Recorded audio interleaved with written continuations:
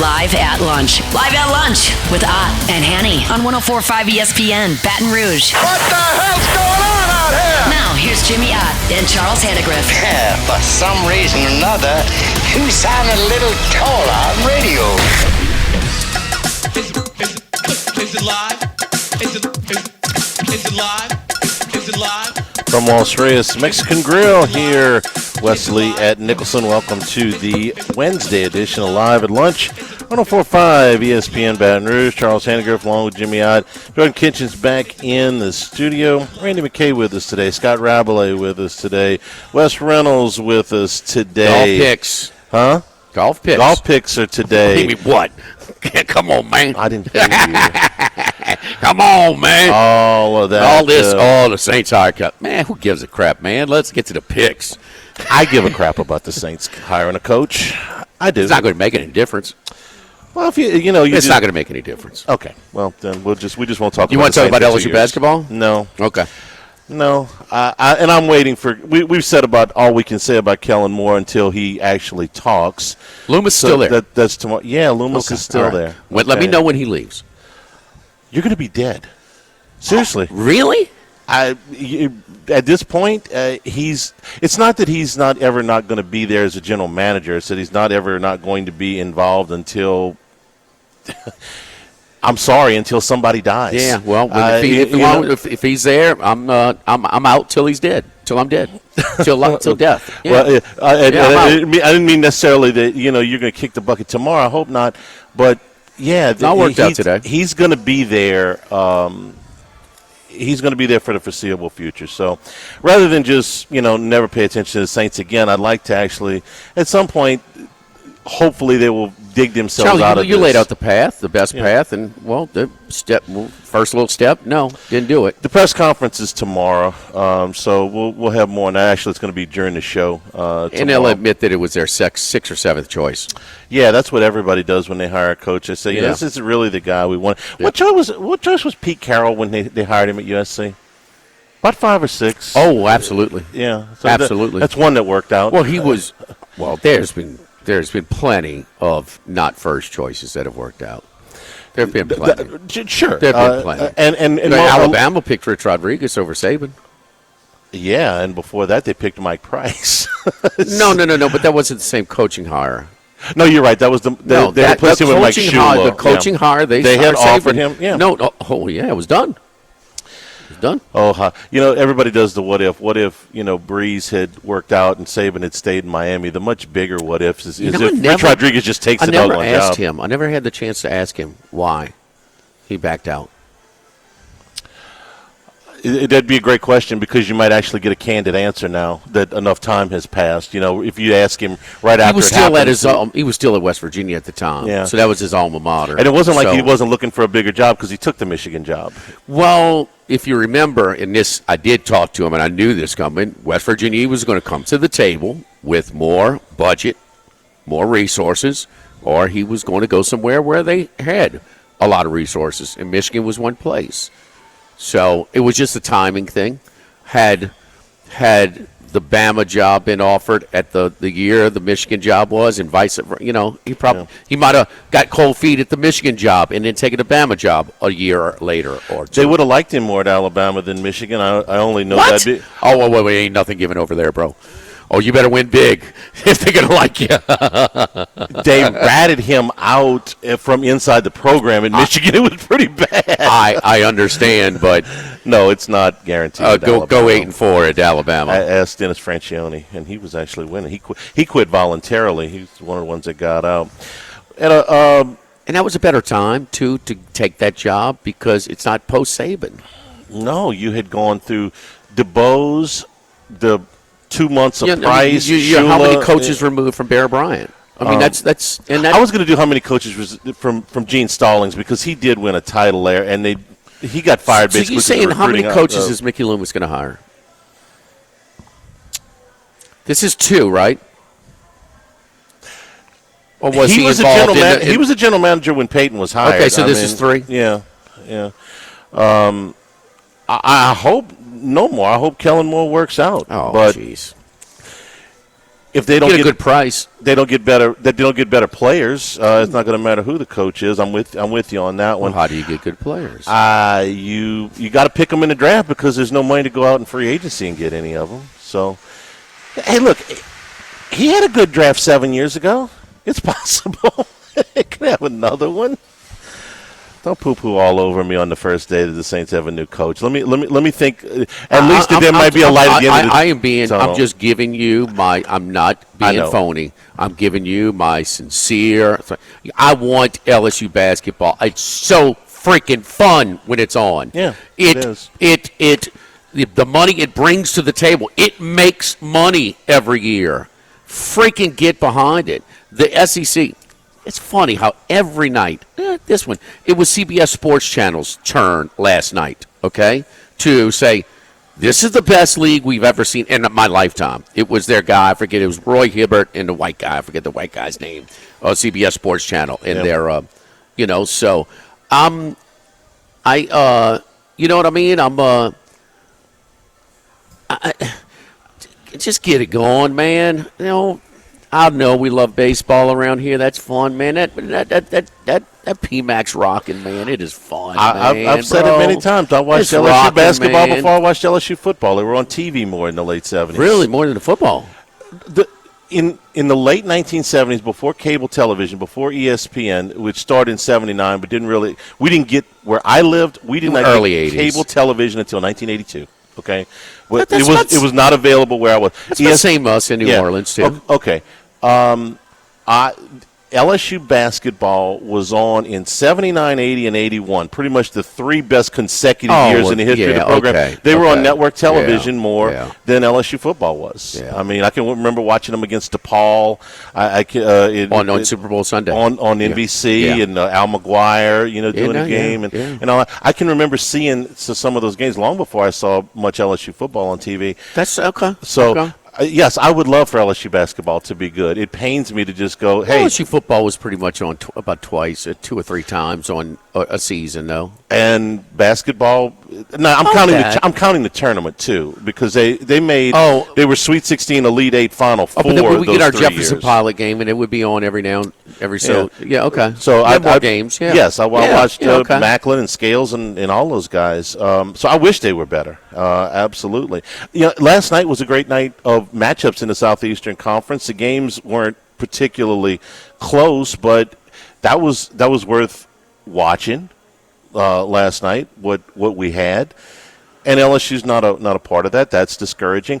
But my point about Kellen Moore is I just want to see what kind of fresh approach he brings to this thing because in 2006 when Sean Payton got here, things were pretty doggone bad. All right, I mean you had. Same general manager, sorry. I know Peyton exerted his influence. The owner had one foot out the door. They were coming off of a disastrous season. And things got better because Peyton was a force. And we didn't know who Sean Payton was at that time. He had lost his job with the Giants calling plays. He had been demoted. So let me hope for a second. And I understand the thing with Loomis. If it's possible, I dislike Loomis more than you do, which is hard to do because you dislike him quite a bit. So he sucks, man. Yes, he does. There's a key word. It's compromised. And when you're this is your deal. This is your neck. I know. This is your corner of the store, bro. I know. You taught me. This is the one thing. I mean, I will give you no doubt. One unequivocally is how important ownership is. And man, Jerry Jones is, he doesn't care if it helps him win. He cares if it. He's a click guy. He's there's no such thing as bad publicity type of deal. Doesn't care about winning on the field. And, man, they got some bad owners. They got some bad organizations that just make it. There's more bad owners than good ones. And Ms. Gale can be really good. Mm-hmm. But she's not right now. She's not. This is why does he have his job?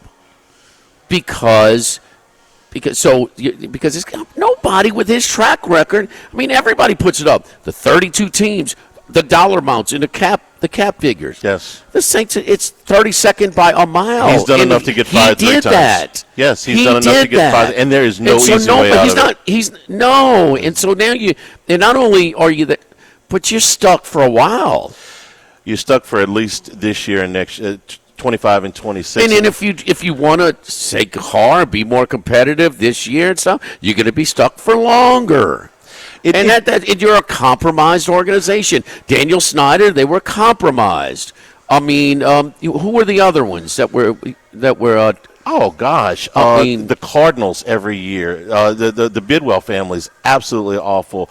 Most of what the Ursays did before, around Peyton. Okay, Peyton Manning bailed them out, but before Peyton Manning, when it was Cincinnati, Cincinnati, Mike Brown's situation. Another one. There are. The Saints used to be in the worst division when Rankin Smith owned the Falcons and Hugh Culverhouse owned the Buccaneers and Georgia Frontiere owned the Rams. I mean, the Saints were in, and John Meekum owned the Saints. That was bad. Okay, that was bad all the way around. So I'm hopeful that a new coach a fresh set of eyes is what this group needs. But it's not enough. You're right. They have a choice, basically. They can ride with Carr and not extend everybody else, or they can get rid of Carr and extend a lot of guys that you don't want them to extend to just get cap compliant next month. I'm a Carr guy. I've got a vested interest. Wow. I got my merchandise. Oh, come on, man! You're hoping that jersey that you won, it's signed. Come on, it's signed. I think it's got a chance to go up, Charlie.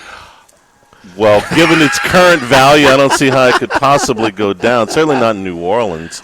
Maybe somewhere. Don't poo-poo on my vested interest, Charlie. Right, that's it. That's it.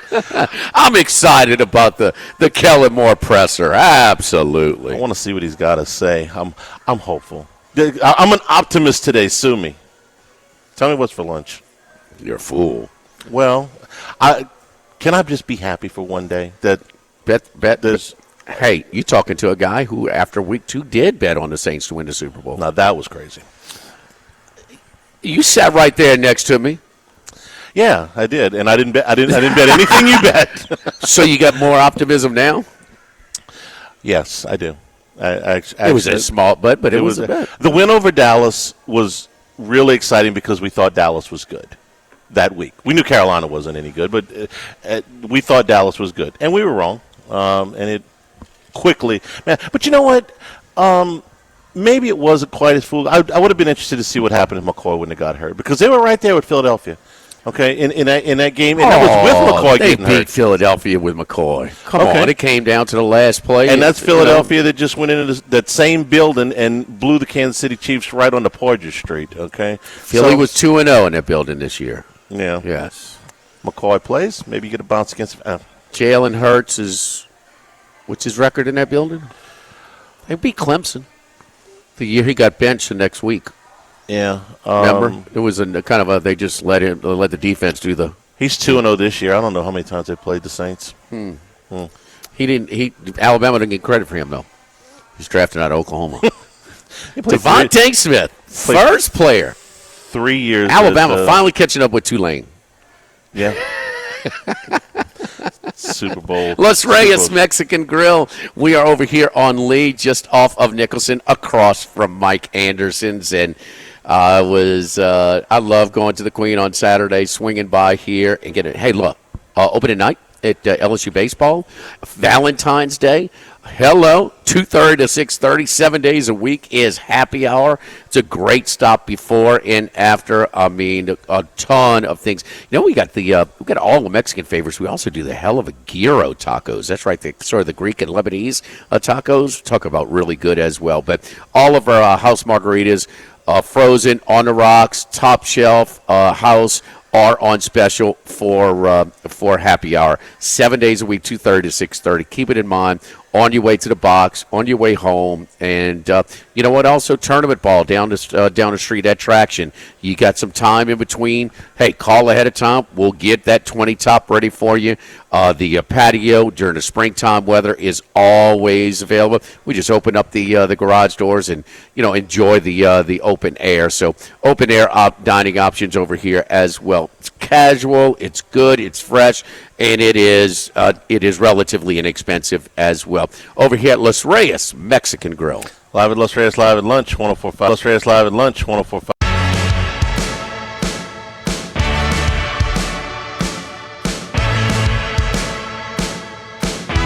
Live at lunch with Ott and Hanny from Los Reyes Mexican Grill on 104.5 ESPN, Baton Rouge. Show's available on demand at LouisianaSports.net, 1045ESPN.com. New Handycast up on YouTube. Second of our two previews, LSU baseball. It starts on Friday. Handycast. Oh, now we got a little adjusted schedule on Friday. We're going to be early, right? Yeah, just an hour early. Yeah, we're on 10 to noon. We're on East Coast time, 11 to 1 Eastern. Yeah. Philly time. 10 to noon here, and Hunt's going to go noon to 2. Yeah. He'll be out at the box for opening day. You watched a little college basketball last night? Was it the? It was great. It was a great night. I mean, where you want to start? I'm gonna give you some choices here. Okay. The SEC games. Vandy was game for about 25 minutes, and then Auburn went on that 9-0 run and kind of pulled away from it. Well, there's 13-0 Auburn. Yeah. And so, okay, man, they're out of it. They take the lead the second half. It was 48-47, and yes. I thought it was one of those games. Game's a little bit too long for Vandy. As I said, they were game for about 25, 28 minutes, and Auburn kind of took control at the end.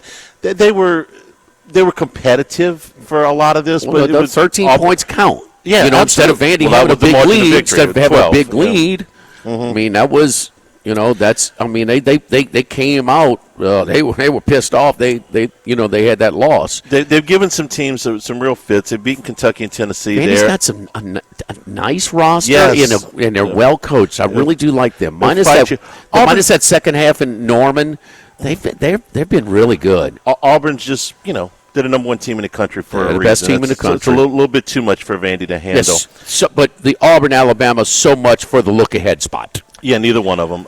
Alabama, I'll give you credit for this one. You said, look, Alabama's game plan, their offensive philosophy, whatever you want to call it, is as road-proof as you can get because they're just going to come out. They're going to go fast. They're going to shoot a lot of threes, and if they make them, which they were making them from pretty much jump last night, there ain't much you can do. Now, you can catch them go cold. Maybe you can play some good perimeter defense. But when they play like that, man. And there's no way to prove it, Charlie. But I'm just trying to find. But you got to admit, they handle the road better than most. They do. And the reason I think, with the threes is you get a team comes out and shoots, I don't know, 1 for their first 6 from three-point range. They'll probably stop taking them for a while. Or they're a little bit gun shy. Or maybe they're not getting as good as shots. Alabama never stops. They could miss 8 in a row, and they're gonna put it up because that's when the runs for the other guys usually come. You miss 2 or 3 threes, you get long rebounds, you get a breakaway layup on the other side. The team that is on the receiving end of that usually doesn't come back and jack up another 3. They do, and they make a lot. I mean, if you're gonna make 58% of your threes, you got your opposition gives them they're pretty balanced, chance. A pretty 50-50. On 2s and 3s. It's just the 2s that the pace. Well, what's just they shoot layups, dunks, and 3s, and they know that there's no reading the defense. And I mean, they play zone. We run this offense. They do that. They look to run. They're deep. But this is not just this year. They seem to have handled the road. I mean, I'm a big home court value guy, and they just handle the road games under Oates, and the only thing that I've distinct about his program, I mean, his coaching style, and it is, what's the one when they played here? They didn't take one shot outside the paint or the three-point line? Was that? And they shot 70 shots against them. Remember that game? They scored 80, and 100. Was that Super Bowl weekend last year? I think it was a couple of years ago. Okay. Yeah. When you're on the road and the home team goes on a 6-0 run or an 8-0 run, the overwhelming temptation is to call timeout, slow things down, get everybody. They don't do that. They don't do that, and most teams do. They roll it. And they don't. Yes. I thought Mississippi. I think both of us did. Thought Mississippi State was in a real. Not a must-win, but in a need-the-game type of thing. And for a half, the game had played out. It was pretty close. It was 1.5-point spread. 17-0 run to open the second half for Florida. And they go from a close game to a blowout in about 5 minutes. Couple of 17-0 runs to start the half. It was one into nondescript game, but San Diego State down 17 started the second half against San Jose State, 17-0 run. But yeah, this was one where Mississippi State out-rebounded Florida in the first half by 10 just to hang in there. They were hanging in there. Florida, without one of their bigs for the Auburn win, lost Condon in the first minute of the game. He had an ankle injury. Golden was pissed off, thought it was a little bit dirty. I'm not so sure about that, but, man, this was Mississippi. This is a bad loss. There's a couple of bad losses last night, and this is just to not be competitive at home. I thought that Hubbard, we know about his, the high school phenom that scored a gazillion points in high school. He can get his shot off at any time, and they just too dependent on him, way too dependent, and really an easy guard for them. They've lost some home games, a few of them, and I'm just not.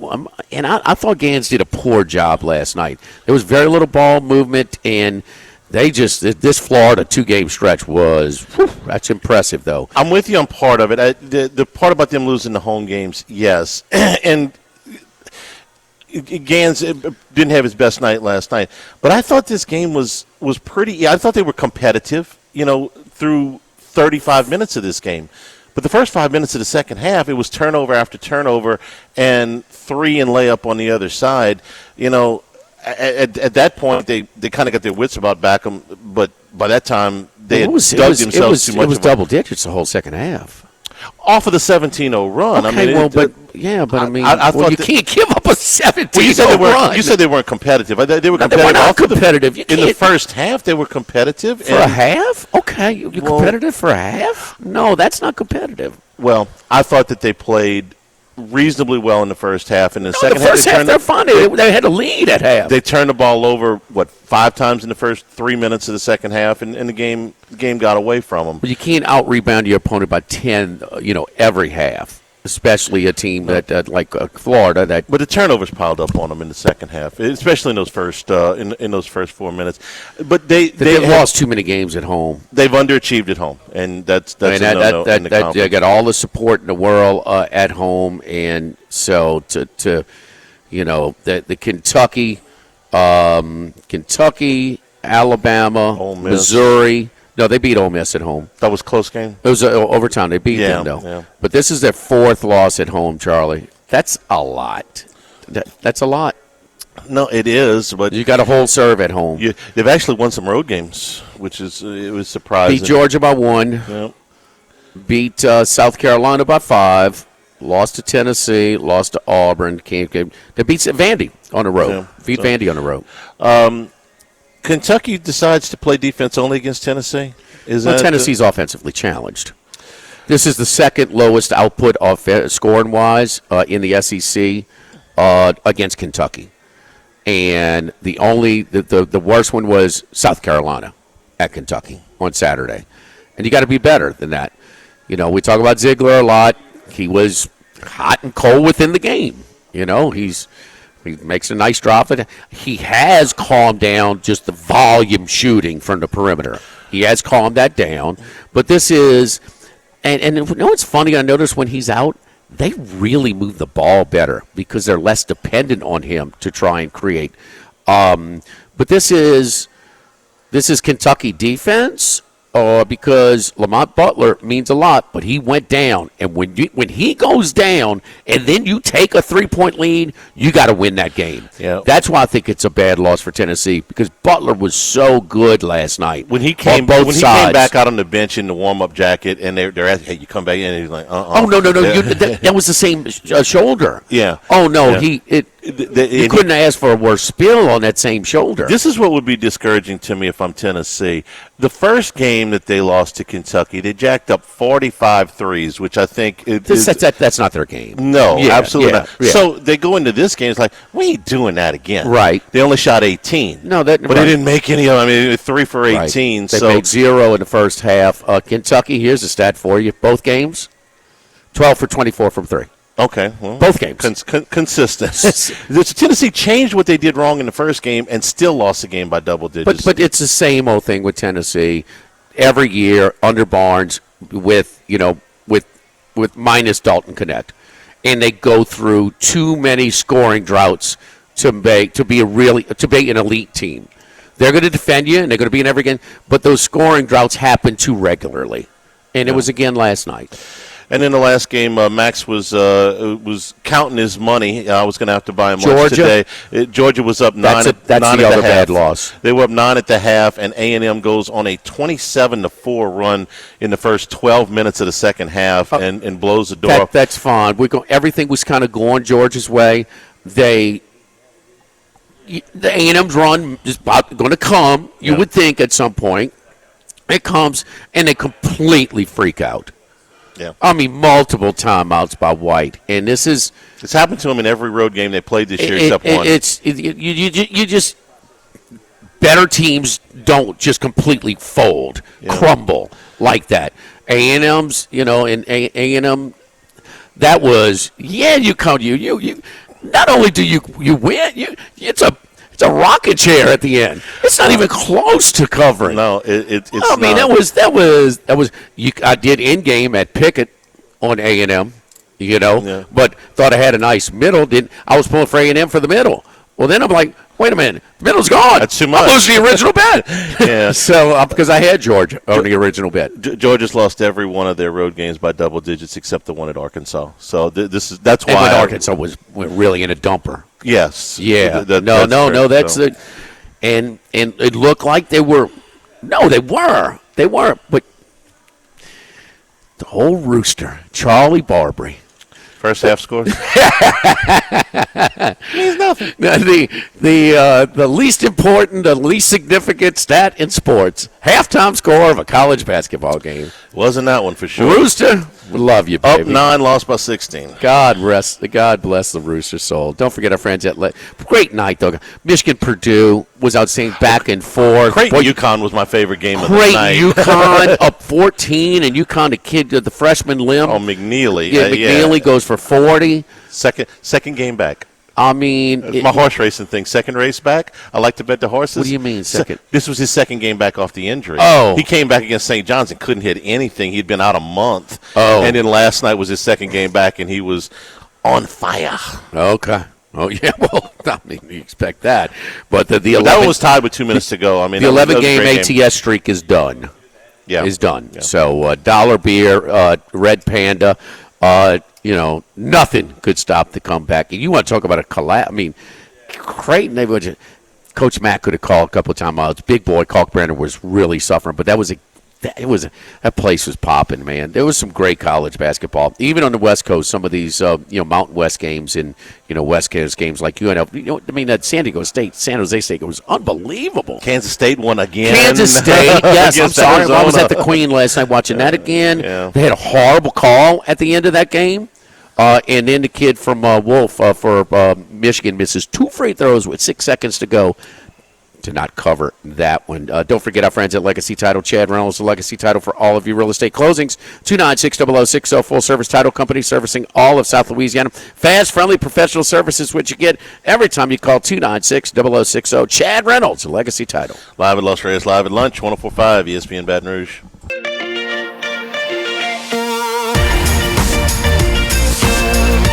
Live at lunch with Ott and Hanny from Los Reyes Mexican Grill on 104.5 ESPN Baton Rouge.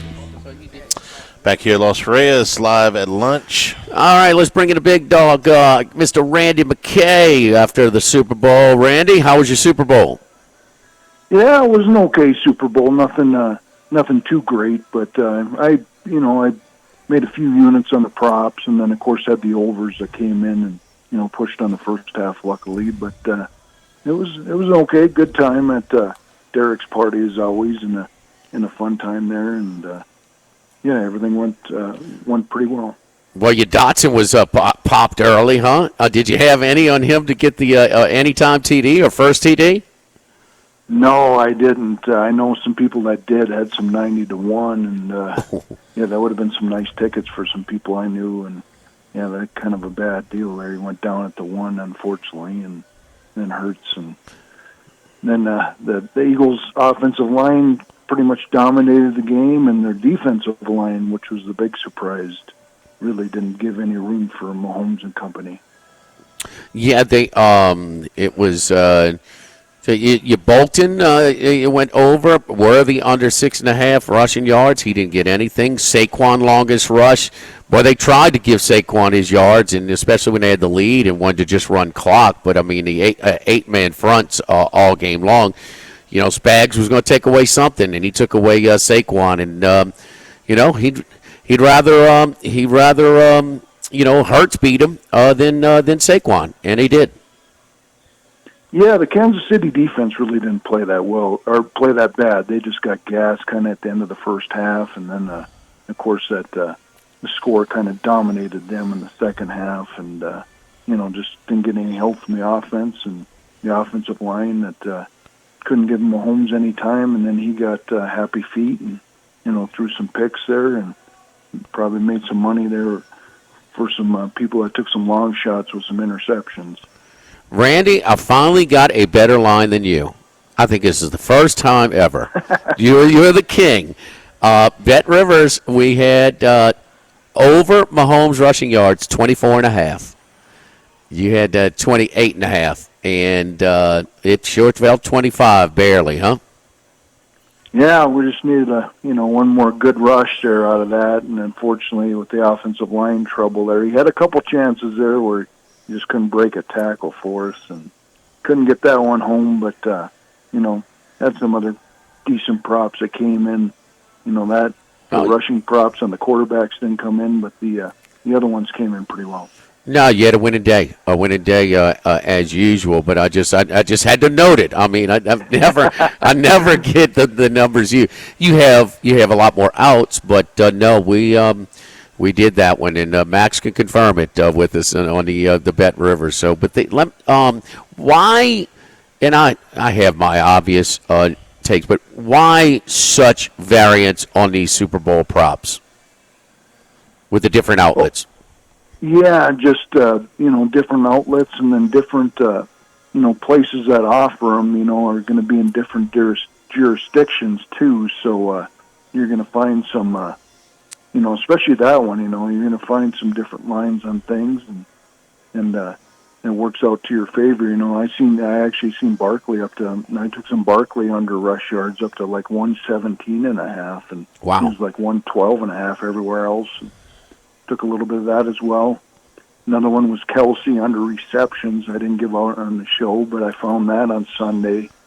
It was like minus 120, 130 in Vegas, and it was like 180 offshore. So that was a nice find I had, and a couple others. So, I always shop around. I always try to find the best of it and work up to game time. We were when the Eagles got the ball first, I shifted to Hurts a first TD. Now they got it on their second possession. You know, they had to stop the Chiefs one time, but that was still, it went from plus 650 to plus 500. The one that I shifted on that did good though was when I saw the fronts in Kansas City's commitment to stopping Saquon Barkley.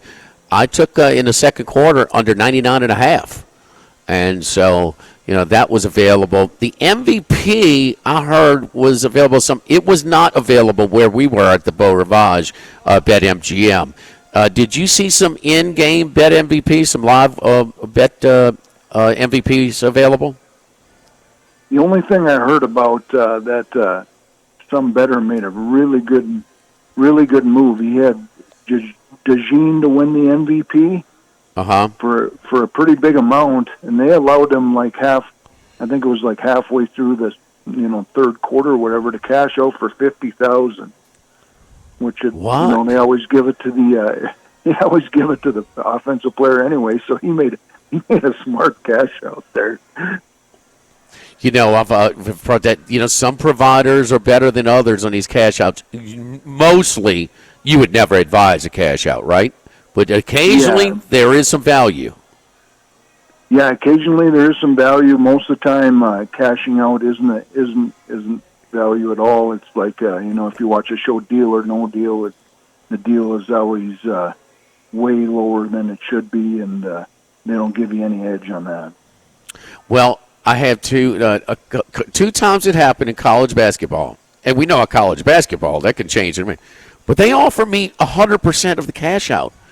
Well, I was covering by about 12, 14 points, but I mean, you take the no risk. Charlie, you ever had a team that was winning by 12 or 14 points in college basketball that didn't cover? I've had plenty of that. I've never had anybody offer me 100% of the cash out. I had one last night. With the Georgia Bulldogs plus 8 points. They were covering by 17. Did they cover, Charlie? They did.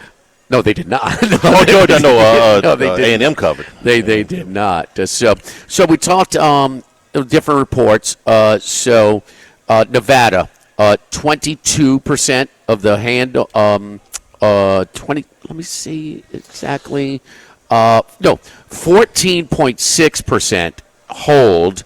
22 million profit in Nevada, mostly Las Vegas. They're going to be able to pay their bills this month. I'm so relieved. Right. Our friends at DraftKings were, they had actually the DraftKings, a local book here, the Queen. They had a rush of Kansas City action, and so their hold was like in the low 20s.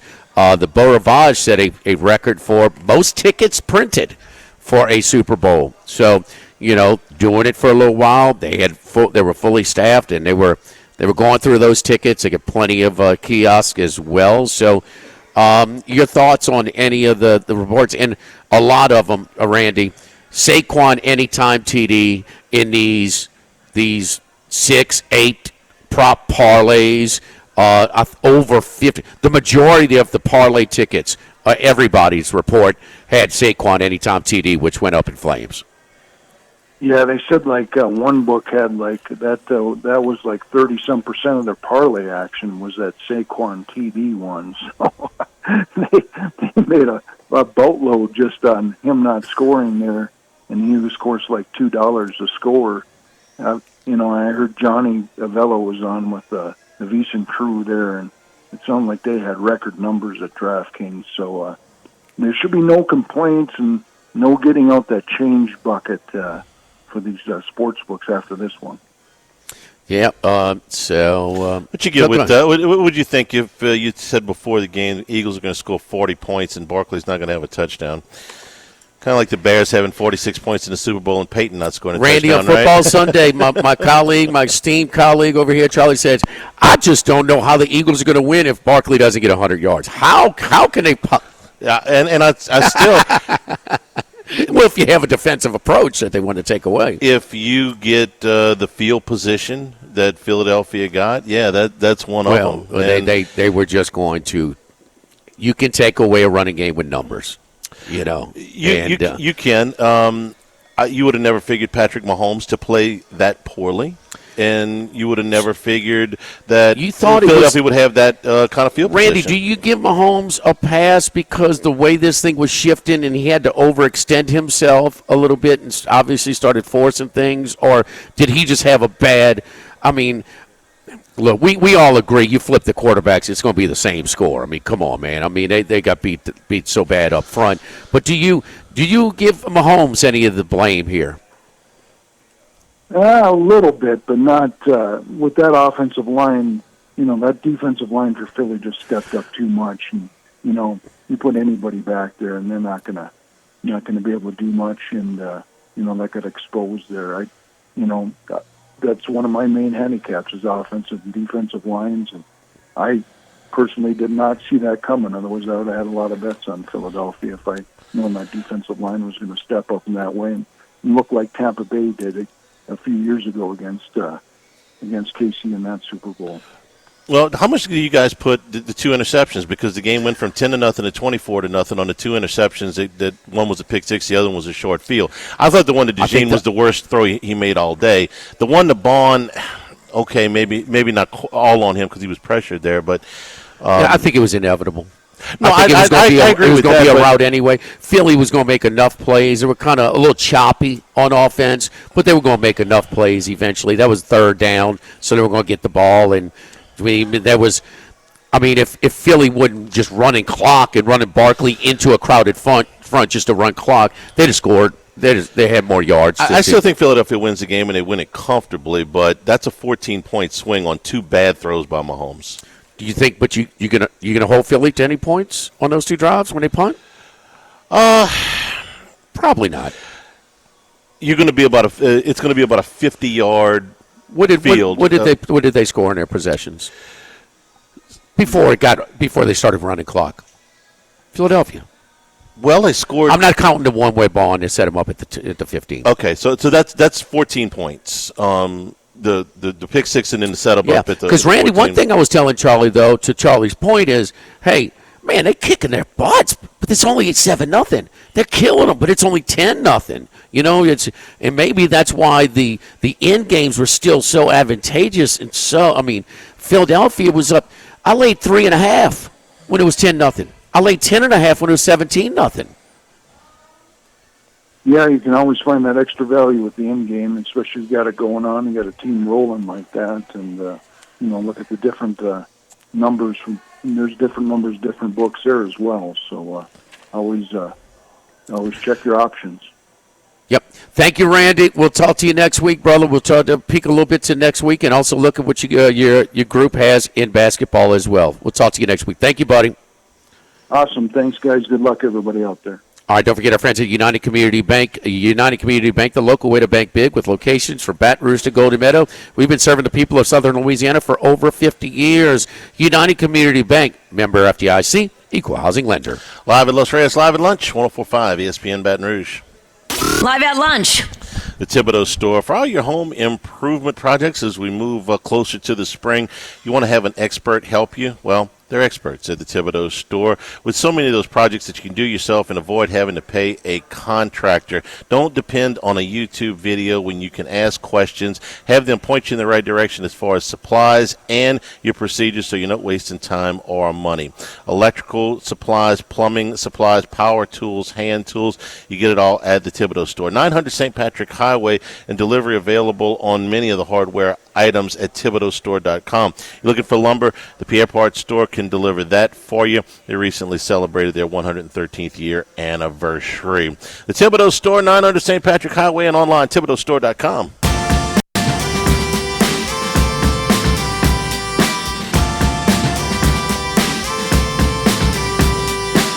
Live at lunch with Ott and Hanny from Los Reyes Mexican Grill on 104.5 ESPN Baton Rouge.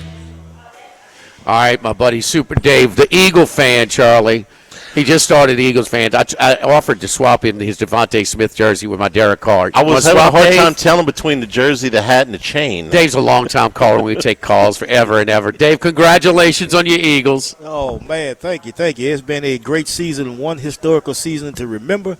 And I just always introduce myself as president of the Eagle Fan Club, Louisiana location. The Louisiana chapter, huh? The Louisiana chapter of the Eagles Fan Club. I actually have a shirt that says Eagles Fan Club, Louisiana chapter. Yeah, you weren't in the stadium. They were cursing out Sirianni in the Cleveland game, huh? Remember when he's shouting at the fans early in the year? I didn't curse him out, but I did have a few choice words for him. I'm like, chill, dude. You under enough pressure as it is. Don't bring nothing else on yourself. A little uncommon there, huh? But when did you think it was going to be this bad? No, I expected it to be 4 to 6 point game, probably just like the previous team. Whoever got the ball down the stretch, last person with the ball is going to have a chance to win the game. But the two things that I have bragged on most of the year is after week 4, when the Eagles basically became a run-dominant offense and backed up off of the passing, and with the line that they have, and I, even with my buddies that I chat with football about. And then once the defense came around, because, last year when we started out 10-1, the biggest problem wasn't offense. It was like we couldn't tackle, we couldn't stop nobody from scoring, and then along with the injuries, all that took a toll. But Charlie, isn't it amazing? The Rams are that close after seeing how bad the Phillies, especially in the snow. One thing they all talking about, they knew that Kansas City reached out to Pat Riley about getting a three-peat. Copyright. He did it back in the 80s with the Lakers. A little extra motivation. Live at lunch. Congratulations, Dave. Live at Los Reyes on 104.5 ESPN Baton Rouge.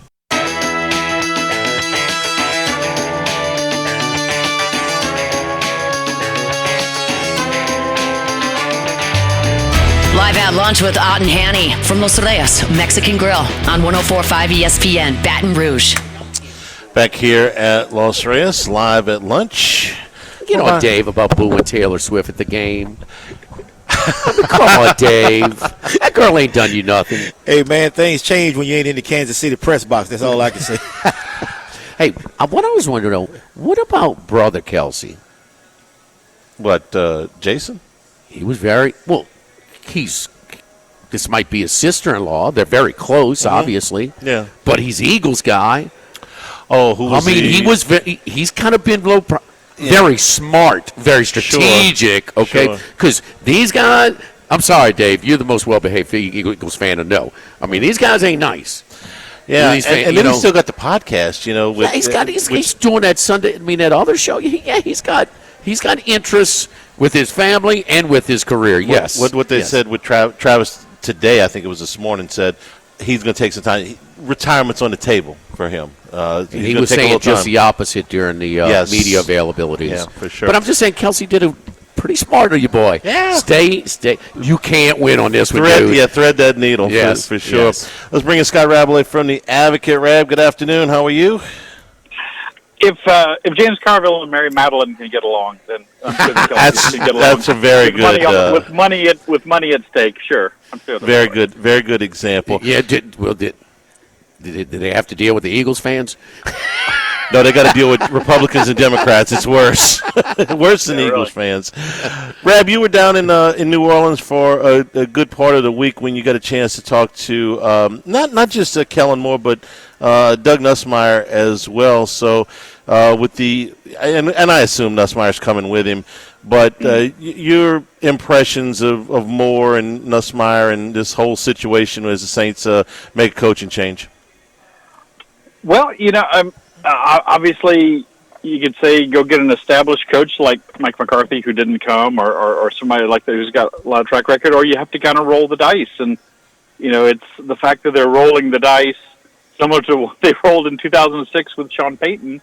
I think it was a good move, and I've been as critical of the Saints front offices as anybody of late, just with some of the moves they've made or didn't make, and. If you have to try to be a little bold and maybe you're getting in on the ground floor of a great guy. You don't know for sure, but getting on the ground floor that if Doug Nussmeier does come, well, obviously that's a great thing for him and their family. It'd be that kind of like coming home in a way. Although he's originally from Oregon, played all over, played for the Saints, and obviously he's been an offensive coordinator in the past, and that would be an interesting combination. I would imagine that Kellen Moore's fingerprints would be all over their offensive philosophy, certainly, but it would still probably be a good team. So I think there's reason for hope if you're an LSU fan. There's reason for hope, Saints fan rather. It's a shame that if you just in a vacuum, you said, okay, the Saints are going to go out and they're going to sign as their new head coach, the offensive coordinator of the team that just won the Super Bowl, a guy whose numbers are pretty good through his thing. He's a young guy. He's an offensive guy. I think that would be cause for optimism. But most of what I'm hearing and reading is just, the national pundits are kind of on Jimmy's things. Like, man, this guy may be good, he maybe not, but how the hell would we know? Because they're in such a position as far as acquiring players that unless they hit this draft out of the park, this guy's going to be severely hamstrung in his ability to run an offense that he wants to run. Oh, no question. I mean, they have needs everywhere. The roster's old and doesn't have as much talent as it's a double whammy, right? Old and not as much talent as a lot of other teams. So, dare I bring up Matt McMahon? I figure we're going to bring up Matt McMahon at some point with Jimmy. Let's get it over with, I guess. But I mean, you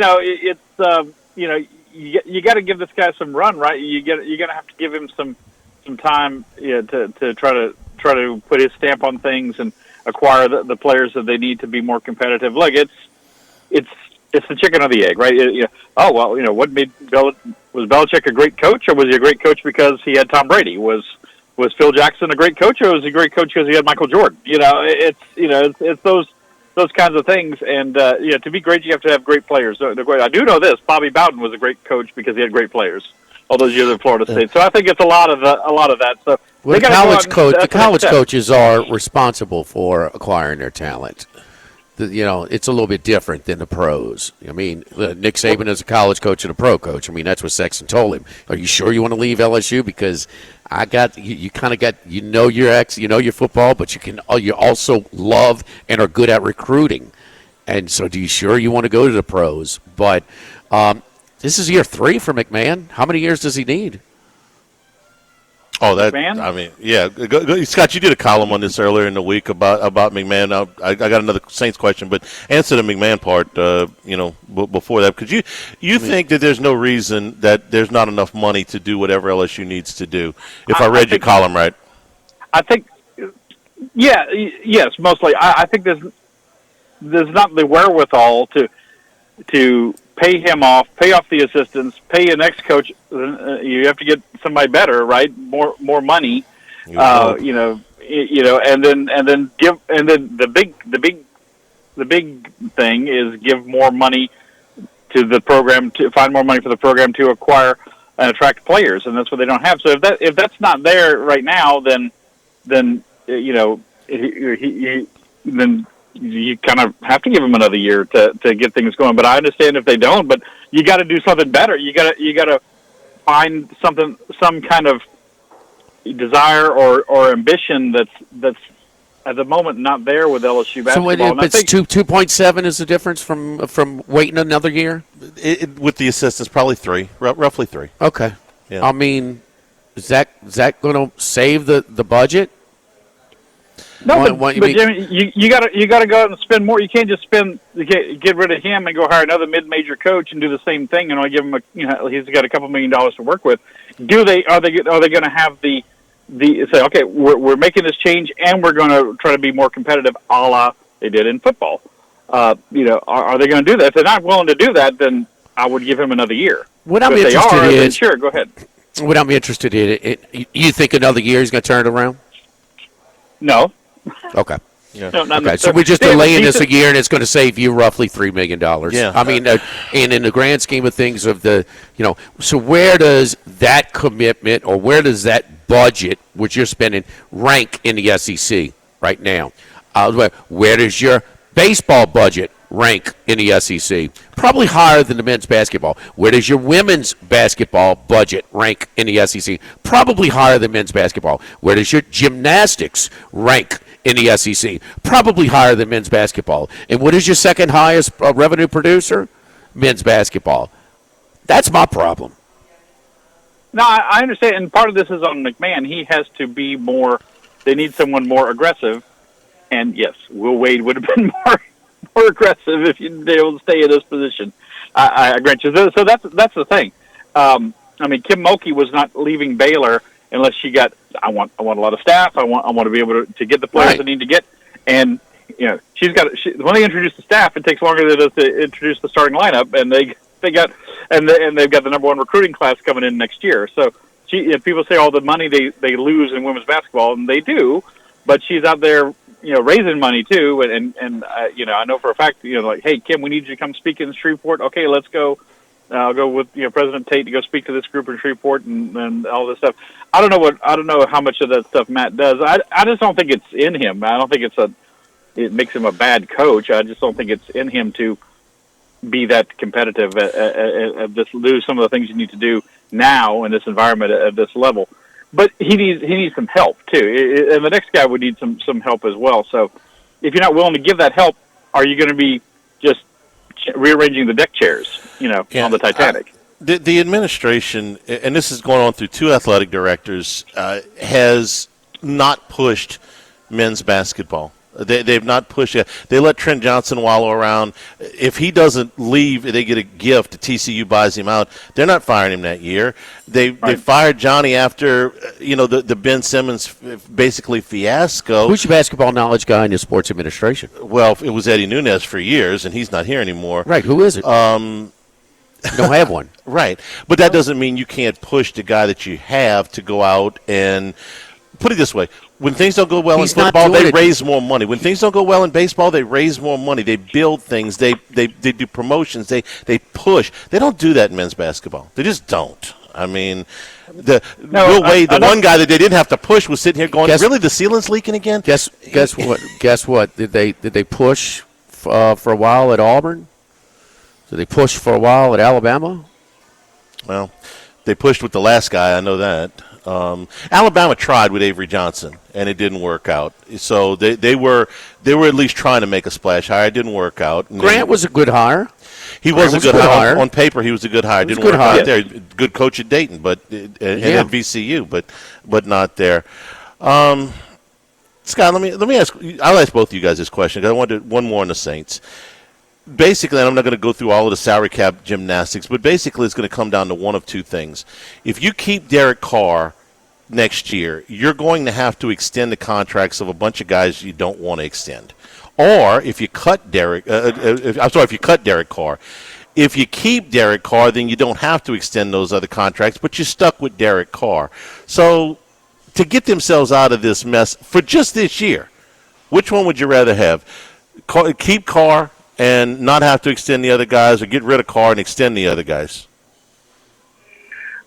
This is the interesting question, isn't it? This is, has Kellen Moore, is he coming just because I'm just so eager to be a head coach, especially at my age, I'll agree to anything, or is he coming saying, look, I want this and I don't want that, and I want him and I don't want him, and are they going to listen to him? I don't know the answer to that.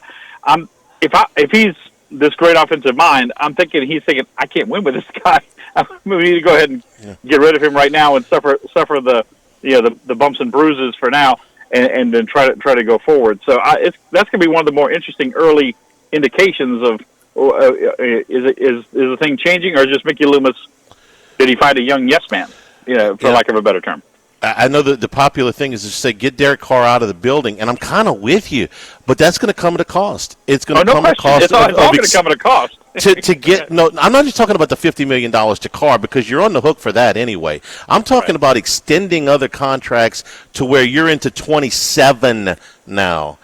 But if you keep Carr, you're into 27 with him, so it ain't an easy thing. Scott, before we let you go, historic matchup in the PMAC on Friday night, 1 versus 2 in gymnastics, LSU and Oklahoma. Seems like we've seen these two teams at the national level a few times, but this is going to be the first time it's in Baton Rouge. First time since they joined the SEC. Obviously, they came here last year when they were still not in the SEC. But 1 versus 2, first time in 4 years. Yeah, this kind of matchup. I forgot that they came here before. That's right. They did. They did, and they won, and they edged out LSU in a 4-team meet in Oklahoma City earlier this year that did not count in the SEC standings. The gymnastics is a little different sport. You could win the meet and still be second in the country, because it's all based on your season average. You could lose the meet and still improve, ultimately. But it's a big meet. It's not the be all end all, except for the SEC regular season title. LSU has to win to keep keeping it. They can win. They're going to have something in the around 198 or the high 197s, because Oklahoma has been in that range all year long. They're very good, very consistent. LSU's got to be on. And getting Haley Bryant back on 3 events now. She's still not going to do uneven bars Friday night, but it's a great meet and should be a great atmosphere. They should be hanging from the catwalk, and we'll see what that's about. Did you see Jay Clark getting into it with the Alabama swimmers at the meet last week? Did you? No. Yeah, they were heckling. They were yelling at the LSU girls to fall off a beam. I'm sure they would really like someone. Yeah, I'm sure they'd like someone to come to a swim meet and say, "Hey, I hope you sink," But Jay had to go over there and do it with him, and he said that they started making fun of my shoes, and so that's fine. It gets us off the girls, but we'll see how rowdy it is in the PMAC on Friday night. Hopefully, not that rowdy. SEC, even in gymnastics. That's right. All right, Scott, we appreciate the time. We'll talk to you next Wednesday. They were breathing those particles from the ceiling in a dilapidated building. It was affecting their better judgment. Stegman or Coleman, take your pick. I would say pick What's your that? Stegman or Coleman, Georgia's arena or Alabama's arena. Stedman, sir. is better? Yes. Okay. Yes. Okay. Yes. You've been in Coleman more recently, and it was awful when I went in it 10 years ago, and I don't even figure it's improved with age. And both of those are great campuses. You know, Georgia and Alabama. You know, they're great. I mean, there's really, actually, even more so Tuscaloosa. It's not this. If they spile, it's just such an eyesore. It sticks out. It is the turd in the punch bowl. But you can't tell from outside. Not really outside, it doesn't look terrible. I remember that. Inside, like, man, what is the deal with that ceiling, man? It just, no. It's kind of like winning a Derek Carr jersey. You would know. I said, this the only numbers y'all got? I didn't want to be a jerk, but I'm like, I mean, like maybe a Jimmy Graham? Huh? Hold on to it. It'll be a collector's. Anderson? It'll be a collector's item one day. The rest of the Saints fans are burning theirs. They don't. I think that's. What is the deal? Why they hate him so much? He's not that bad. No, I've asked the same question. I think we were talking about after the show yesterday. I mean, they hate him. They didn't hate Andy Dalton. They didn't hate Jameis Winston. I mean, it's not just because he's the guy following Drew Brees. See, that's a great thing. They like Jameis. Yeah. There's no comparison. When these guys hang it up, there's no comparison who had the better career. Yeah. No comparison. And Andy Dalton was, it was nothing special. It was just a guy. He was just kind of a jerk. He was just kind of a guy. And that's what you're going to have come in this year. They love Teddy Bridgewater, okay? And Teddy's hadn't had the career that Teddy won some games, though, They were 5-0. In a key year. When Breeze was there. I mean, Teddy. But Teddy's a likable guy. Apparently, Carr's not. But Teddy did well, bro. No, they were 5-0. Teddy did well. He did well. Everybody Don't forget our friends at Workbox. They can handle all removable storage needs, commercial and residential. Our shipping containers come in various sizes, 8x8, 8x10, 8x20, even 8x40 feet, not just one size.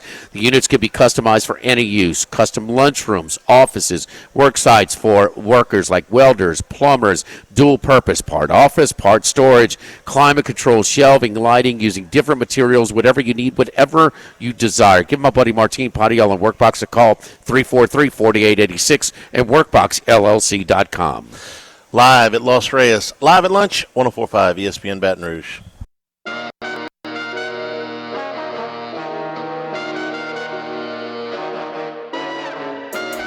From east, north to south, but we're heading west. It's Wes Reynolds from VSiN. Back here at Los Reyes, live at lunch. Again, the show available on demand, 104.5 ESPN.com and LouisianaSports.net. All right, Torrey Pines. I mean, you gave us Harris English. No pressure, Wes. We want another triple-digit winner, baby. How you doing, Wes? I'm doing well, guys. How are you? Doing good. Let's get to it. So the Genesis at Torrey Pines. Who are we looking at? Yeah, look, we'll try to get you another triple-digit one, but this is an elevated event. So this is one of those signature events. So usually it's going to be a class player. And one thing I'll say this week about Torrey Pines, the modeling in terms of the stats are probably very similar to what we had 3 weeks ago. But I think the course is going to play a little bit differently because we are going to get some weather on Thursday. So we are actually going to get some rain out there in San Diego, which obviously not a lot of rain in Southern California over the last year or so. But it is going to be some wet conditions, going to be windy. So that means you're not going to get as much roll on the fairways. So that means that the rough is also going to be thicker. So you're probably going to be maybe at least somewhat a little bit bomber heavy. I think if you're looking at, matchups and placements and futures and whatnot. But in terms of where I started my card, it wasn't all bombers, but a few of them were. I went with Colin Morikawa at 18-1, who withdrew from this event, or the Torrey Pines event at Farmers 3 weeks ago when it was apparent that they was going to host this week for the Genesis, which is usually at Riviera, but got moved because of the California wildfires. Leads the tour in approach, leads in bogey avoidance for the young 2025 season, also near the top in ball striking and scrambling. Really good with the long irons, too. So while you may give up a little distance off the tee, you're going to have a lot of 200-plus yard shots and at least 175 or more into these greens. So you want guys that are good with long irons, and Colin Morikawa, one of the best in the world with those clubs. So Morikawa at 18-1. Taylor Pendrith at 40-1, who has consecutive top 10 finishes, both here at Torrey Pines and also at Pebble Beach. Where, 3 weeks ago, he was second for stroke gained team green, fifth for ball striking, fifth for distance, sixth off the tee. So thinks he could go very well here. And then a guy that didn't play very well here that usually does play very well at Torrey Pines. He actually missed the cut 3 weeks ago, but that's Tony Finau. He's been a 6 or better 5 times in the last 9 years at the Farmers. He just got caught in the bad end of the draw bias, I felt, 3 weeks ago. So 20-1 at that Farmers. Now you're getting him at around 50-1, so over double the price. So I think his carry distance off the tee, and like we talk about length, you want some guys with carry distance because you're not going to get that roll like I talked about on the firm and fast fairway. So Tony Finau 50-1. And then this one's kind of a flyer that I'm taking on a price. He's not playing great right now, but he was runner-up here in 2021, and that's Victor Hovland at 55-1, who's usually very strong off the tee in these harder events on more difficult courses. Around the green, we know is the weakness in his game. You've seen him really struggle with the chipping, but that's on those short grasses, and these are thick grasses around the green, these small greens at Torrey Pines. So Victor Hovland, 55-1, and then Thomas Detry, who won last week in Phoenix at the Waste Management. That's a guy I had a lot of runner-ups on when I was betting him on the DP World Tour primarily. And another guy I've had a few runner-ups on. Maybe we're lightning's going to strike twice with a guy chasing that first win for a long time. Cameron Young, 70-1, shot 74 in the first round last week at the Waste Management, Scottsdale, and then went 64, 66, 67 over the final 54 holes to finish T12. Second distance last week, fourth in putting last week, big game off the tee. I think they could fit well in the tough conditions this week. And then Wyndham Clark, 80-1, who was the first-round leader last week in Phoenix, before he ended up finishing T16, has won twice in California, once at the U.S. Open in 2023 at LA Country Club, and then last year at Pebble Beach on those POA greens. Because remember, we got POA greens this week, so they're very bumpy and not all that smooth, so they're a little bit tricky to putt on. So you like those guys that play well on the West Coast. Wyndham Clark certainly does, and also very big off the tee and really good with the long iron. Hovland's one of our kind of a pop. What's going on with his price? Is he coming off a layoff, Max? Wes? Well, he did have an injury when training that I think forced him to miss the Century, which was the opening event. But he's been back for a couple of events, and in following Victor Hovland, this is a guy that just tinkers and messes with everything all the time. So he switched swing coaches yet again. Just hasn't been able to stick with one. Thought he was back with Joe Mayo, who he had success with before, and then they split again. So I'm going on a hunch here. I'm going with the price. There's nothing really statistically that says, okay, this guy's in great form, like he's about to peak for a win, like you see with some of these other players, like maybe a Justin Thomas or a Daniel Berger, who I didn't use this week, but I'm going to be using in Florida in a couple weeks. The guy that I'm not playing this week that kind of scares me the most, actually, is Ludwig Gobert, who was the first-round leader here 3 weeks ago, but that was on the North course. Now, one thing, if you're betting this, you're not getting like the usual Farmers rotation where they play that one round at the harder South course and that one round at the easier North course. This is all South course. This is all 7,800 yards, 4 days, rainy and windy, especially the first 2 days. So this is a trek. Like, this is a physically exhausting course for these guys. Jimmy, you're playing Hovland as if you're playing him on the brand. You're playing him on, I trust this guy to win. I mean, we're not used to seeing Victor Hovland at this price. No doubt. You're taking that price. He did hit the ball really well at Pebble Beach, just struggled with the short game. The one thing here about this course is it's really thick rough around the greens, which tends to neutralize a disadvantage in terms of short game because you're really just kind of hitting the ball out of the rough, getting it on the green, and letting it run out. So short game a lot of times can be neutralized a little bit. So his struggles there without Joe Mayo, who's a short game specialist, his swing coach that he parted ways with, it seems to neutralize that. So hopefully the long game is there, and you're just trusting his win equity traditionally. That's funny, Wes. You mentioned Aubert, but you didn't pick him, but you said you're concerned about him. Max and our other contributor did pick him, but he's super talented. He's beautiful to watch, but man, he's been a popular play. He's not been but he hasn't won. You know, I mean, he's kind of hadn't broken that maiden. I mean, is there and. He got sick when he was in position. What was that, a couple of weeks ago? That was at Torrey 3 weeks ago. He started off with a fire opening round. That was at the North Course, as Wes mentioned, so it's not at the course that they'll play this week. But he got sick, struggled. He was the favorite that week. He was 10-1. Now you're getting him at up to 27-1. So it's a much better field, no doubt. But he's got to win at some point. I mean, are we concerned about him being a closer? Yeah, he's won, but at lesser events. That's a fair point, Jimmy. Like, he hasn't won that signature event last week. Now, he contended in a couple majors, played very well at the Masters, played very well at the U.S. Open. So, yeah, I feel like it's a matter of time. But, and I think he could fit. I think he could fit here because, like I talked about that carry distance, and that's not a stat we usually look at week to week, but carry distance obviously means how far you're hitting it for carry in the air without the rollout on firm and fast fairways. And this guy's a big hitter off the tee, so he worries me a little bit. Of course, you always got to look at Scotty and Rory, but of those top two, I think Rory has the better chance to win. I'm probably going to play Rory as an underdog in a matchup against Scotty Scheffler. I just think Rory still drives the ball better than Scotty Scheffler, and I think you're going to have to this week, even though Scotty great on approach, and he's going to win probably multiple times this year, but maybe we're not going to get that dominance that we got last year out of Scotty Scheffler. And look, you can be a great golfer without winning the event, too. I mean, Wes has spoiled us with getting these outright winners, as regularly as he has. Hey, Wes, a great Tuesday card in college basketball. What's your biggest takeaways from last night?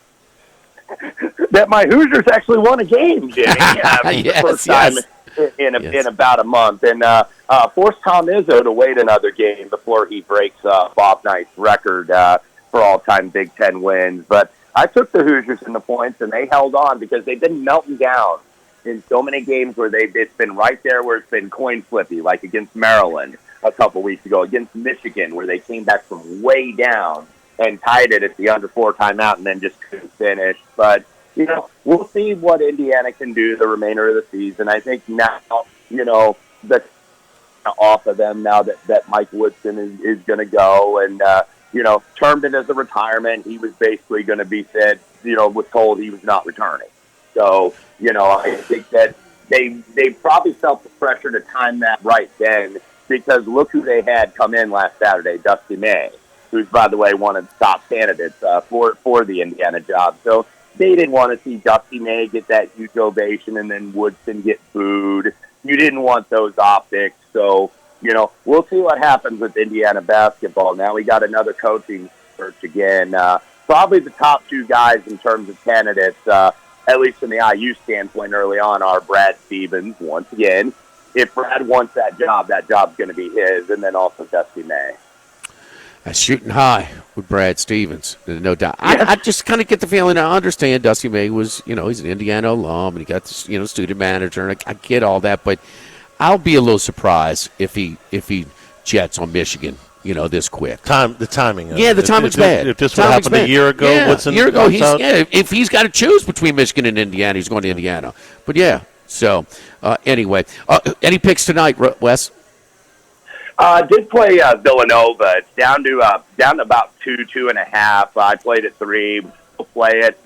I just think maybe St. John's, they could be right for a loss here. Now, everybody thought it was going to come against Connecticut last week, and then they beat UConn on the road. And how good was UConn last night, especially Liam McNeely? Boy, that's a sore spot for an Indiana fan as he was committed. How about 38 from Liam McNeely last night in Omaha against Creighton? Really carried that team. But Villanova back against the wall here. They need to start getting quad 1 wins.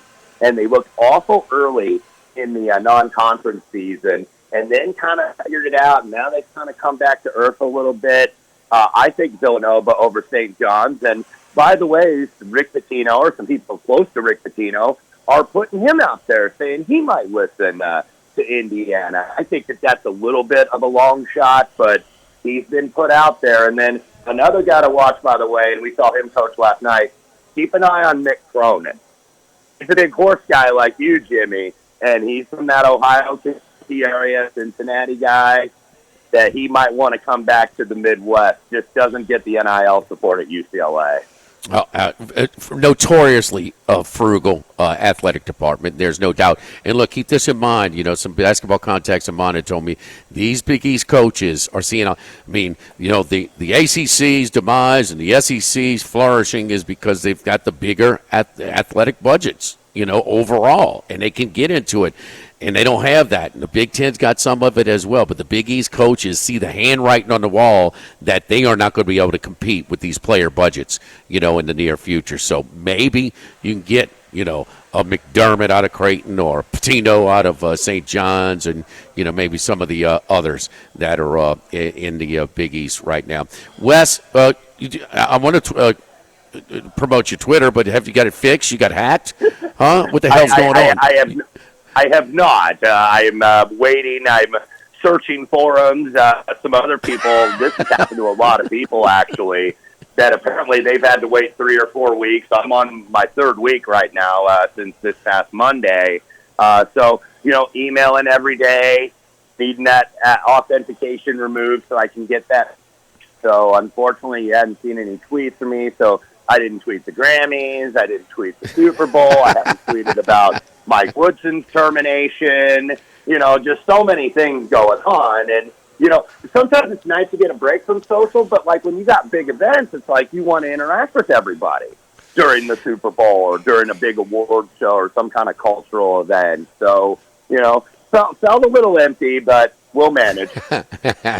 You're the best, Wes. Thank you, buddy. Good luck this weekend on your golf picks and others. We'll talk to you next week. You bet, guys. Thank you for having me. All right, don't forget, of course, our consensus picks are brought to you by Dana Brown, the law offices of O.C. Brown. We'll have those in just a second when we return here from Los Reyes. Los Reyes Mexican Grill, it is a great stop on your way. Boy, you've got a big Valentine's Day, huh? You know, gymnastics, 1 versus 2. What time is that, 6 or 8, Charlie? 8 o'clock. 8 o'clock. Yeah. Thank you, Max. And and so and then the baseball is what time?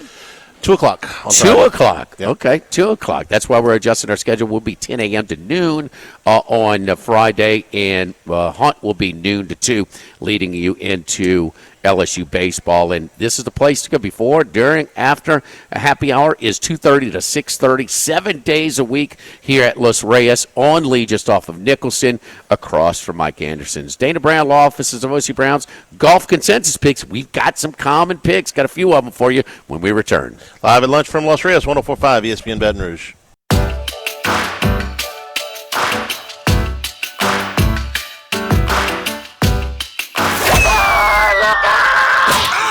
Our Wednesday consensus golf picks are brought to you by Dana Brown at the law offices of O.C. Brown. All right. Of course, tomorrow we're over at the original walk-ons. And our friends over at Town Square Pizza are going to bring us some of those king cakes. So, you know, they brought them to the Guarantee offices and put everybody over there in a great mood. So, you know, tomorrow they're bringing them to us, since we are outside of the office usually. So they're going to bring us some king cakes tomorrow over during the show over at the original walk-on. So thanks to our friends at Town Square Pizza doing the king cakes. Rave reviews from the staff over at Guarantee Media when they brought them over last week. You love some king cakes on Max. Oh, I do. Love some king cakes. I do. Yeah. I love king cake. I got one in my house right now. All right, 3 names for you on the consensus. So for this week, it says, the consensus, it's unanimous. It's unanimous. And Victor Hovland, and he was the topic of our conversation with Wes Reynolds, and why a guy with this type of game, you know, at the Queen here in town, 50-1, you can get to him, plus 5,000. Top 5 plus 750, top 10 plus 330. Is that right? Am I reading that right? Yeah. I would even just play him to win, to be honest. I think if he's going to play well, you know, he's got the win equity. He's not going to shy away from the moment. But there's also a good chance he doesn't really play well this week because that's what he hasn't been doing well. He just hasn't been putting up great performances. But his ball striking was there in his last performance at Pebble Beach. So I think maybe there's a chance for him to win at a good number for Hovland. this week. 50-1 at the Queen, 55-1 at Bet River. So that's our unanimous pick there. Two more picks, the consensus picks, common picks is Colin Morikawa. Third choice in here in town at the Queen, 16-1 plus 1,600. I think Wes quoted 18-1. What are we looking at Colin Morikawa? Now he pulled out of which tournament recently? So I will say he was supposed to play in this tournament, the Torrey Pines tournament, and you saw a lot of people withdraw from that because they knew, I think, ahead of time that this was going to be played in 3 weeks' time. So they didn't want to play the same course. This is an elevated event, so they just pulled out of the Farmers Insurance knowing this would come back here in 3 weeks. Okay, so they moved this. This was after the fires. Correct. Okay, so this was supposed to be at the fires Riviera about a month ago. So Very they close. knew before the original. Okay. Yeah, they didn't announce it, but the tour knew, and so Will Zalatoris withdrew. I believe Morikawa was one of them, but there were quite a few withdrawals because of that. All right, the California Golden Bear, I believe. Correct. That's right, from Los Angeles area. So he's familiar with the California tracks. No doubt his first major was a California track, and that was in the Bay Area, San Francisco not in the San Diego area. So Colin Morikawa at the Queen here. It's available at 16-1. And the other guy we talked about, Ludwig Aubert, yes indeed, 24-1 at the Queen, 22-1 rather. The Cavs Queen. Matter of time. Wes Reynolds were breaking through one of these major PGA. Won some of the smaller events, the ones that we don't usually talk to or handicap on this particular show. But Aubert, did you think he was going to win? Do you think him getting sick cost him that tournament? He looked in command, huh? He had such an early lead, and he got the better draw. If you started on the North Course, which is what he did, you got the better draw.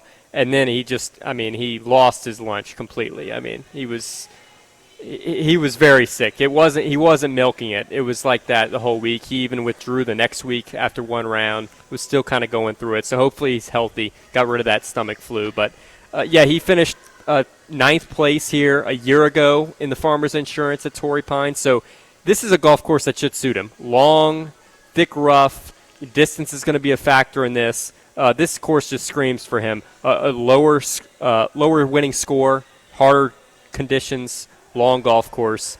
Screams Aubert. So 22-1 makes sense. Hovland, Morikawa, Aubert, spelled Aberg. Aberg. Hovland, Morikawa, Aubert. Other golfers that were mentioned but not consensus picks: Gary Woodland and a bomb at 121. Sungjae Im at 35-1. Willie Zalatoris, Wyndham Clark, Cam Young, Dietrich or Detry. Dietrich. Tony Finau, Taylor Pendrith, Lowry, Keegan Bradley, Batia, and Knapp. So, again, Hovland, Morikawa, Aubert, your picks for this weekend's Genesis. Moved from Los Angeles because of the fires to the Torrey Pines area in La Jolla, right there. And just a stone's throw from Del Mar Beach, Charlie. Stone's throw from UC San Diego. Max, you know any of this stuff is? I never. La Jolla, UC San Diego. UC San Diego is across the street from the golf course. Falling out right now. They've got 4 losses this year. This is a team to watch. They're going to be one of those sneaky 14 seeds this year. Brought to you by Dana Brown at the law offices of O.C. Brown, your law firm for a lifetime. 343-1111 and ocbrown.com. Never a charge for that initial consultation. We're not trained attorneys. Take advantage of it. You may be entitled to more. Your rights might be infringed upon. You might not have a case at all. That's why we set you up, tell us your situation, and we will use our specialized team of attorneys to help you out. Dana Brown, the law offices of O.C. Brown, 343-1111 and ocbrown.com. Live at Los Reyes, live at lunch, 104.5 ESPN Baton Rouge.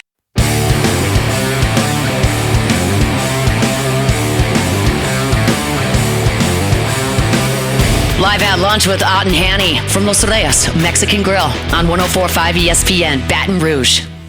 Today's show also brought to you by Coastal Capital Advisors. When it comes to retirement, no two situations are alike, so let Coastal Capital Advisors tailor a plan for you. Doesn't matter what your age is, doesn't matter what your financial situation is. Bottom line is Coastal Capital Advisors will work with you.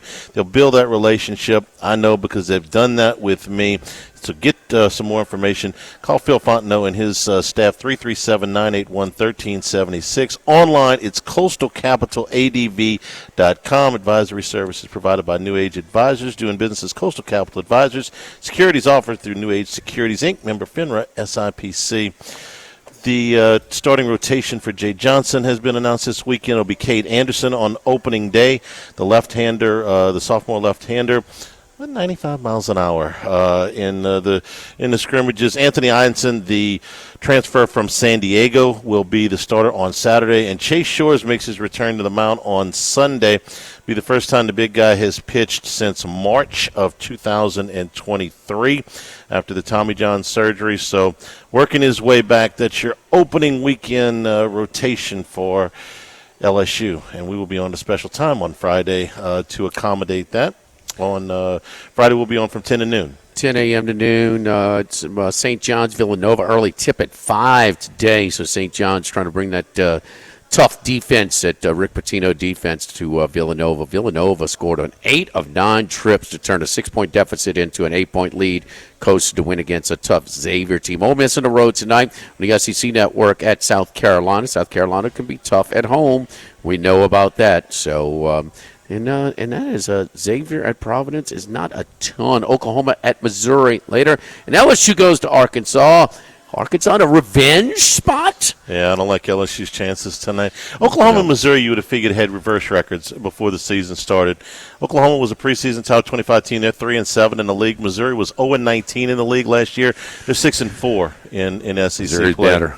Oh, yeah, they are. Missouri's but before better. the season, you would have figured that those records would be reversed. I think Missouri will take care of business tonight. They lost that tough lead in the game on Saturday against Texas A&M. So Oklahoma, man, they couldn't defend Tennessee. That's not a good sign when you can't defend Tennessee.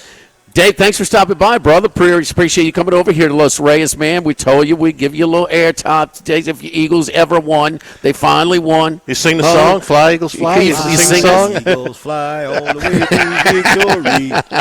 Hey, they cash tickets for us, huh? Yes, sir. Yes, sir. That's it. So, Charlie, I figured that, that's old Charlie. 2 years ago, you would have – I'm not betting against Patrick Mahomes, huh? In a pick'em game, Eagles had the better team, and we said that all week. Yeah, we did. Better roster. Joe Burrow this morning says, "Hey, look, you can pay all your guys. That's what we should do. What the Eagles did. They're paying Jalen Hurts. They're paying Devontae Smith. They're paying A.J. Brown. They're paying Saquon Barkley. What Joe forgot is 90% of the Eagles' defense is on a cheap contract. I mean, most of their guys they got because they drafted them and they developed them." And they didn't have to go. I mean, they're paying Slay, but the rest of those, and they're paying Sweat, but the rest of those guys are cheap. That's why they're being able to pay the offensive guys all that money. I love Joe, but this is a little awkward, man. Him negotiating and doing. It's kind of. I know Cincinnati's a poor organization, but I don't know if this is the best interest to publicly negotiate. And I don't It's easy to spend that money on the offensive guys when the defensive guys all perform for cheap. Everybody wants money here, but it's taken away from somewhere else. Stay tuned for Hunt Palmer here on 104.5 ESPN Baton Rouge.